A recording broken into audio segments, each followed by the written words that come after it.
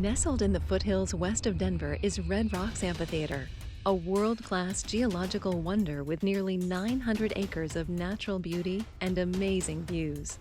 Red Rocks Amphitheater is the only natural occurring, acoustically perfect amphitheater in the world.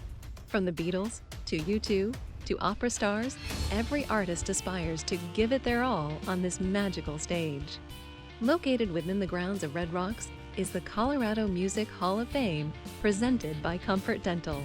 The Hall is a nonprofit organization dedicated to honoring those individuals who have made outstanding contributions, preserving and protecting historical artifacts, and educating the public regarding everything that's great about our state's music.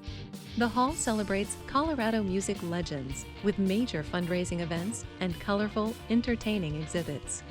Chuck Morris was the driving force and is the driving force behind the entire Colorado Music Hall of Fame project. Colorado Music Hall of Fame is an idea that I had, and I mentioned it years ago to G. Brown, who at that point was the Denver Post rock critic.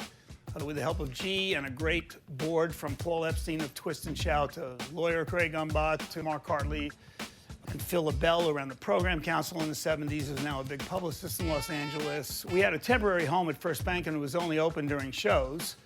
And we really wanted a permanent home, and we really needed some help in a lot of ways to help us move and to help build it the way we wanted. And I sat down with Neil Norton, one of the heads of it, and he loved the idea and has been our biggest benefactor and major sponsor. Comfort Dental being a native Colorado company, it was a natural fit, and I think Chuck picked up on that right away. So there's a lot of great synergy with that whole relationship. There's a lot of negotiations that went on between the city and AEG Live, Comfort Dental. I sat down with Mayor Hancock and his chief of staff and a few other people, and they said, we want it to be in the city of Denver, the Hall of Fame, and we would be willing to get you a building, a city-owned building, to put it. And they actually brought up the Trading Post. If anybody doesn't know, it's that old Trading Post right next to Red Rocks.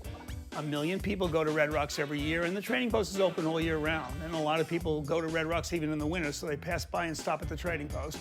And they offered us to take over most of the Trading Post, to use it as the permanent home, and we moved in a lot of our stuff. We're still doing more and finding more space, and we're so thrilled because the traffic there is so amazing. Not only during the summer, but even in the off-season, 1 million people go up to Red Rocks and go right by there and park and see it open, seeing, you know, the Hall of Fame presented by Comfort Dental on the sign outside, and it's been amazing. The benefit to the community of our sponsorship of the Colorado Music Hall of Fame presented by Comfort Dental is largely that through our sponsorship, we're able to keep admission free. They have been the greatest partner, helping us not only on a financial way, but spreading the word about it. You know, those are people that really love music, and I've gotten to know the whole company. You know, when we had our opening night of the Trading Post, they were all there, and they were getting such a kick out of it. For those who don't know, or even those of you who do, Red Rocks Amphitheater is largely considered to be the greatest outdoor music theater in the world, and I happen to agree. I mean, between the location, the physical beauty, the sound, the fact that nearly every artist who has any degree of success wants to play at Red Rocks, and everybody here wants to go. It's the first thing people come in to visit want to see is Red Rocks. I still get a kick out of going up there and looking at that audience and looking at the stars there, and every artist I've ever known, from the young ones to the old ones, want to play, especially if they haven't, want to play Red Rocks Amphitheater. If there is a better venue, we don't know about it. And when we were offered this opportunity, I was like, you got to be kidding me. Comfort Dental at Red Rocks Amphitheater, the greatest music amphitheater in the world. The venue itself was built by God. I've been doing shows since I joined Fay in 1976. I try to add them all together, but between Fay and Chuck Morris, Bill Graham, and SFX, and Live Nation, and now AEG, I've done over 1,500 shows. Well, visitors to the Colorado Music Hall of Fame presented by Comfort Dental will see lots of artifacts of either musicians who are native to Colorado or musicians who have spent a great deal of time here in Colorado and have performed at various locations throughout the state. Most specifically, Red Rocks Park itself. And as it happens, Comfort Dental is the only private company that has their name on any permanent structure in Red Rocks. And I'm pretty proud of that. There's about 30 states that have state Hall of Fames. With the help of Comfort Dental especially, have become the top 5 state Hall of Fames in the country. It's a nonprofit, and our mission is to educate people in the state on the history of Colorado and to have inductions, which we nominate and then vote on. We had a 60s class of Flash Cadillac, the astronauts, Jerry Corbetta and Sugarloaf, and Kim Radio, which was the biggest thing in the 60s in this town, and they all got inducted. And we had the 70s class of the Nitty Gritty Dirt Band and Poco, who most of them grew up here, or some of them. Firefall, which was a huge act in the 70s, still continues. And Stephen Stills of Manassas, another gentleman who moved to Boulder and started Manassas. There's been so many great bands in the 80s and 90s, the Big Head Todds and the Monsters, the Fray, String Cheese Incident. I don't want to forget anybody, but Yonder Mountain String Band. Of course, the Lumineers and One Republic have become huge living here. We hope to induct in the next year or so Earth, Wind & Fire. Philip Bailey and 2 of the other guys from Earth, Wind & Fire went to East High School, moved to LA and joined the band, and the rest was history on Earth, Wind & Fire. So there's certainly a lot of acts that deserve to be in the Hall of Fame. It's just so many we can do every year, but you're gonna see all of those and more eventually get inducted. And if I forgot somebody, please don't be annoyed at me, because there's a lot of them. There are a lot of things there that people just don't have access to any other way. There's guitars, there's signed artifacts, there's original manuscripts for music, stage bills, things of that nature, and photographs that probably don't exist anywhere else in the world. For every induction, we get artifacts from these artists that are donated to our Hall of Fame. Annie Denver let me and G. Brown go up to her huge storage shed up in Aspen to take anything we wanted, and it's the size of a gymnasium of all of John's stuff. And we took guitars and his early, clothing and letters from Frank Sinatra.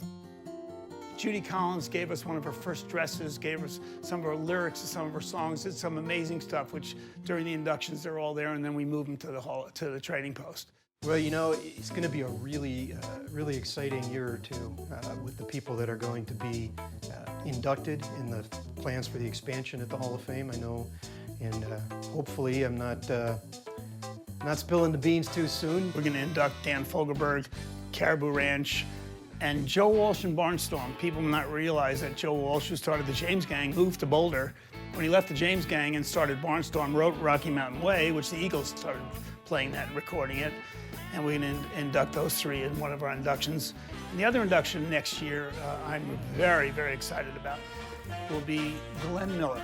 People don't realize it. He grew up in Colorado, went to CU, and started one of the most successful orchestras in the world. The orchestra still tours. He died during World War II in the Air Force, but it's been playing ever since. We booked the Glenn Miller Orchestra April 16th at the Glenn Miller Club, named after him. They're going to play, along with, by the way, Lanny Garrett, who's going to be inducted, who's had a wonderful, wonderful career here, and 3 or 4 other people are going to be inducted with them. And the Glenn Miller Orchestra is going to play. It's going to be an amazing night. And I'm very proud because this is the legacy of all of us, everybody that's contributed to the music scene for 100 years in this state. The sponsorship that we've done here with the Colorado Music Hall of Fame really fits in well with the other things we do in the community. We sponsor Special Olympics. We've, over the years, been able to double the number of athletes that participate in the Special Olympics programs. We sponsor Mount St. Vincent Children's Home. We're very proud of that. We do a lot of work with Project Unify through Special Olympics with the Nuggets and the Avalanche. Of course, you've seen us at the Rockies games. We're in center field there. We do we get the kids out on the field for the junior starting lineup, which is exclusive to us. Over the years, we've also done things with the YMCA, other local charities. We're working with Wounded Warriors. We've got a big event coming up in December of 2015 about that. So it just fits in really well. It's a great opportunity to repay the people of Colorado and show them that we really do care. The Colorado Music Hall of Fame presented by Comfort Dental is something I am so proud of. We hope you enjoy your tour of the Colorado Music Hall of Fame, presented by Comfort Dental. If you live here, stop by often because we're always adding new exhibits, and there's always something new. If you're from out of town, please tell others. The Colorado Music Hall of Fame, presented by Comfort Dental, where Colorado music history lives.